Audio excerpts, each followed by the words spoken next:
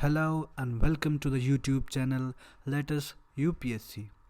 In this short video today, we would be looking into some important and recent happenings in the field of agriculture. Agriculture becomes an important aspect in the UPSC examination. So let's begin our video. In this video today, we would be looking at current situation of land in agriculture, what are the issues that the farmers of India are facing. Then we will look at some subsidies, what sort of subsidies the Indian farmers get. Then we will look at a report stat given by ICR, IER and OECD. Then further we will look at what the government should do and what it has already done. So let's begin our video. Area under agriculture is shrinking. The Indian agriculture is on a downward side. From 159.5 million hectares that was cultivated in 2010 and 11, it has reduced just to 157 million hectares in 2015 and 16. But an important fact is that the operational holdings are on rise. This means that the average land holding size of farmer is reducing. This is happening due to the fragmentation of land. As we know, in India, land is given by father to their son and then those sons give that land to their son. In this scenario, the land holdings get fragmented and the forthcoming generations are left with a smaller land holding. So with this line means that the average land holding size of farmer has been reduced from 1.2 hectares to 1.08 hectares only. Now out of 14.6 crore farmers, 87% have holdings less than 2 hectares. And these farmers who have holdings of less than 2 hectares are defined as small and marginal farmers of India. They operate on 47.35% of area which has been under agriculture. Now these facts are important if you are writing any examination, any written examination of UPSC, civil services or any other state examination. These facts could become very handy at writing any examination. They operate on almost 47.35% of area that is under cultivation, and more than 50% farmers live in the 5 states. In these 5 states, more than 50% farmers of India live. Let us look which are these 5 states: Uttar Pradesh, Bihar, Maharashtra, MP and Karnataka. In these 5 states, more than 50% farmers of India live. Smaller land holdings force small and marginal farmers to sell their produce at farm gate itself at price what they get. Let us suppose you are a farmer and you have a land holding less than 2 hectares. You grow some food crop, wheat, rice or some vegetables. Your land holding is small. Your production is small. This is for sure that you will not be taking a risk to load them into a tractor and trolley and bear the transport cost and sell this produce in a mandi which is around 150 kilometers away from your farm. So what does the farmer do? That he sells the produce in the farm itself at a price what he is getting there itself.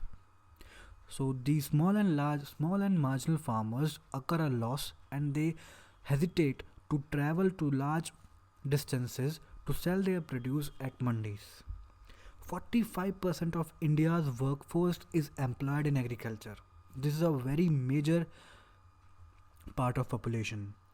Then we look at 1 kg of sugar requires to 2000 liters of water, while 1 kg of rice requires 5000 liters of water. Let us look at some input subsidies, which are fertilizers, seeds, electricity, etc. And what are output subsidies? The minimum support price can be termed as output subsidies. Now Indian farmers are net taxed despite of subsidies due to regressive policies on market side, that is both domestic and international trade policies. This is due to lack of storage and transportation facilities. This fact has been stated in the report of ICR, IER, and OECD. Now, the farmers cannot be entirely left on the mercies of the market. Why?